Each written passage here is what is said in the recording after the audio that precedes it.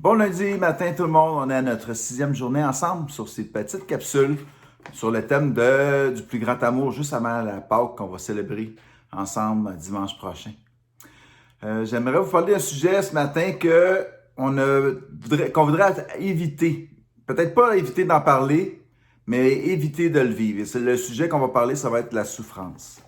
L'histoire de ce matin était celle de Corrie ten Boom qui, à travers la souffrance des camps de concentration, comment est-ce qu'elle a pu voir comment Dieu était à l'œuvre et comment Dieu agissait à travers ça?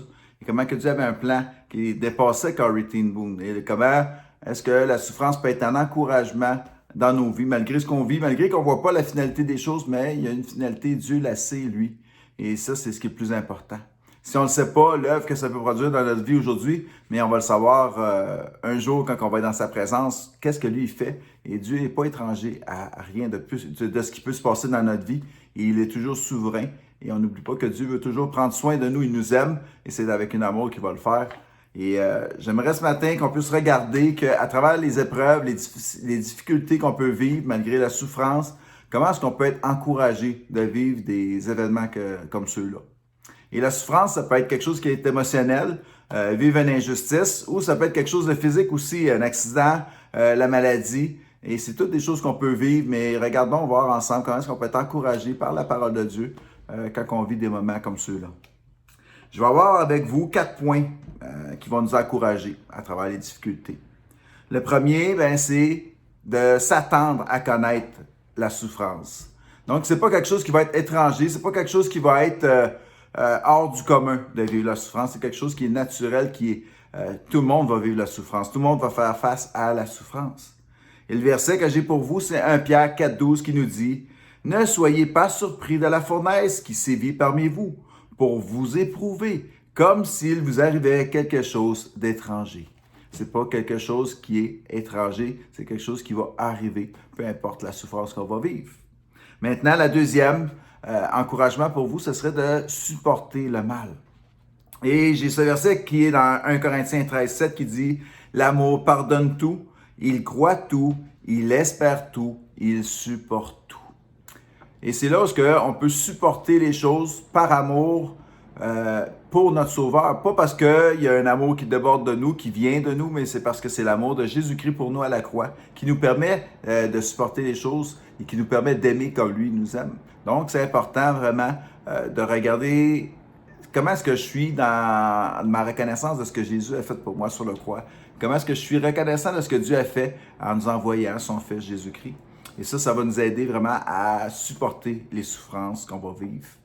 Troisième encouragement que j'ai pour vous, c'est d'être reconnaissant pour l'œuvre de purification que Dieu fait à travers la souffrance.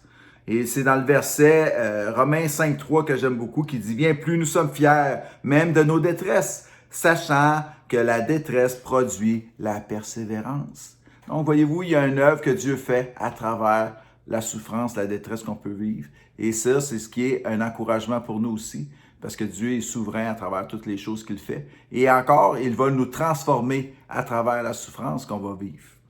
Et quatrième point d'encouragement, le Seigneur Jésus sait ce que nous vivons. Quand Christ est mort à la croix, il a vécu une souffrance incroyable. Vous savez, le chemin de croix où il a été flagellé, battu, humilié, c'était injuste qu'il a vécu. Donc, il y a une souffrance émotionnelle, il y a une souffrance spirituelle. Il était séparé de la présence de son Père. Et il y a une souffrance aussi physique, crucifié à la croix. Donc, le Seigneur Jésus sait c'est quoi souffrir. Il peut connaître ce qu'on a vécu, ce qu'on peut vivre à travers sa propre expérience qu'il a avec la souffrance. Et j'aimerais vous partager le verset qui était dans notre fascicule, Jean 16,33, qui dit « Je vous ai dit cela afin que vous ayez la paix en moi. Vous aurez à souffrir dans le monde, mais prenez courage, moi, j'ai vaincu le monde. » Le Seigneur Jésus a vaincu le monde à la croix. S'il y a des points d'encouragement, ces 4 points-là, je vais avoir 4 points qu'il faudrait éviter, qu'on doit vraiment faire attention dans nos vies quand on est confronté à la souffrance ou au mal. Et je vais vous en donner les 4. La première, c'est croire que quelque chose échappe au contrôle de Dieu. Et ça, je pourrais appeler ça les 4 mensonges.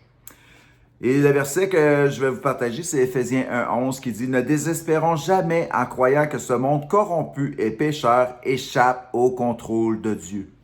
Car le Seigneur met tout en œuvre conformément aux décisions de sa volonté. » Voyez-vous, Dieu est souverain, mais ce n'est pas le monde corrompu pécheur qui a le contrôle. Rien n'échappe au contrôle de Dieu. Et la deuxième chose, le deuxième mensonge qu'on pourrait croire, c'est de croire que la vie est dépourvue de sens. Ça donne quoi de vivre? J'aimerais vous partager Romains 11, le verset 33, verset 36, qui nous dit « Ne nous laissons jamais aller à penser parce que nous avons le sentiment que le mal frappe de façon arbitraire, que la vie est absurde et dépourvue de sens. » Elle dit « Quelle profondeur ont la richesse, la sagesse et la connaissance de Dieu, que ses jugements sont insondables et ses voies impénétrables. C'est de lui, par lui et pour lui que sont toutes choses. À lui la gloire dans tous les siècles. » Voyez-vous, toute chose est permise, toute chose est sous le contrôle, sous l'autorité divine de notre grand Seigneur Jésus-Christ et de son Père Dieu. Donc, on n'a pas à se soucier et on n'a pas à croire qu'il n'y a pas de sens. Il y a un sens à toute chose. Tout ce qu'on peut vivre, même si on croit que ça n'a pas d'allure, mais dans les mains de Dieu, ça va avoir un sens. Et soyons-en vraiment assurés et pas croire ce mensonge-là que ça n'a pas de sens. Troisième mensonge, c'est croire que Dieu est injuste. Et le verset, c'est le psaume 145, 17 qui dit « Ne pensons jamais que Dieu commet le mal ou qu'il est injuste dans sa manière de gouverner le monde, car l'Éternel est juste dans toutes ses voies. » Donc, Dieu, ce qu'il fait, c'est sa justice qui va s'accomplir à tous les jours.